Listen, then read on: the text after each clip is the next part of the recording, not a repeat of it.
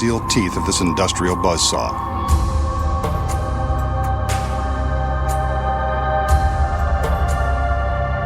As he is soon to find out, the saw blade is real and the teeth are incredibly sharp. Ouch. That's going to leave a mark. The magician sets the blade in motion and commands it to rise to the top of the tower.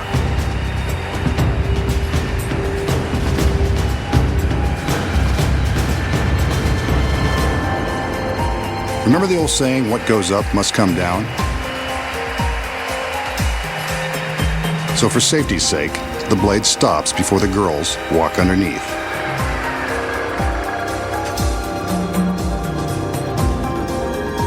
The assistants have wheeled a large coffin-like box beneath the blade. Let's hope this doesn't become the magician's final resting place.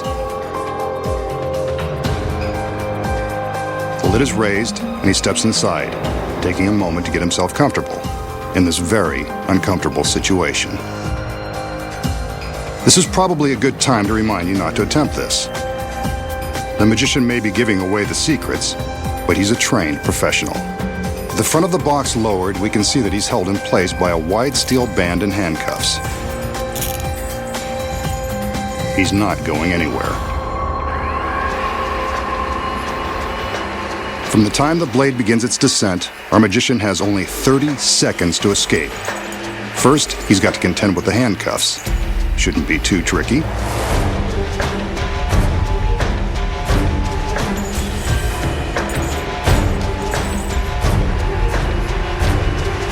Only 20 seconds left. This isn't going well. The assistants are under strict orders not to stop the blade.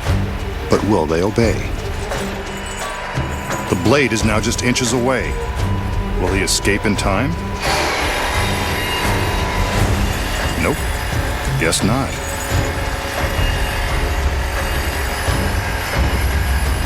Well, this is a first, and we've still got an hour's worth of tricks to expose. Too bad he didn't save this trick for his big finish. Could have killed two birds with one stone, or one giant blade.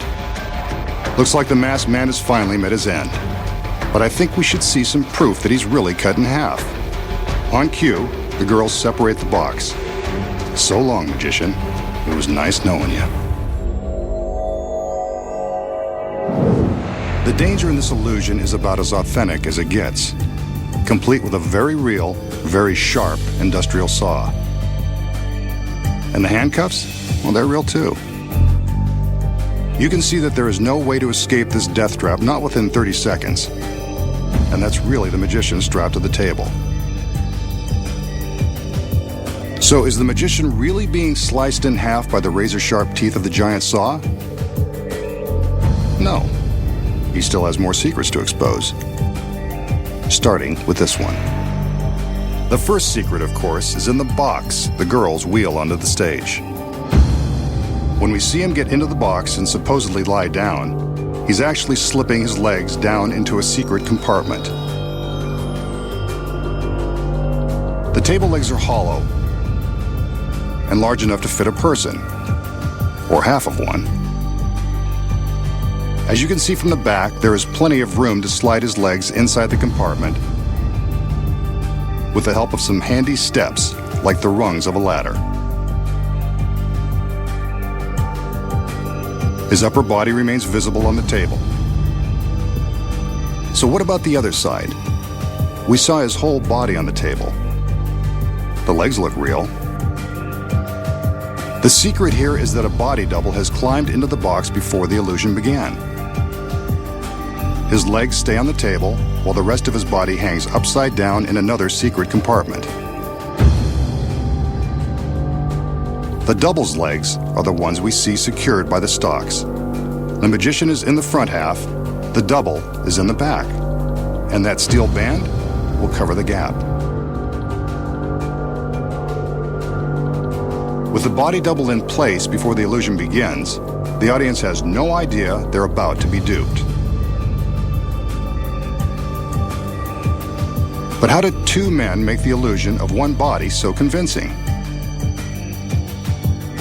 When the steel bands are lifted away, we can see the space between them.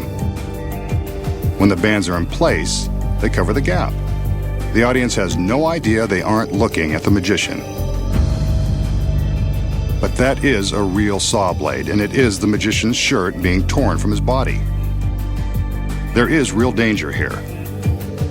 So to ensure the magician's safety, there is a gap between the two halves of the table, allowing room for the saw as it is lowered. Wooden partitions on each side protect the men from harm. But when the two sides of the table are pulled apart, it looks as though the magician has been sliced in two. Now, you know how it's done.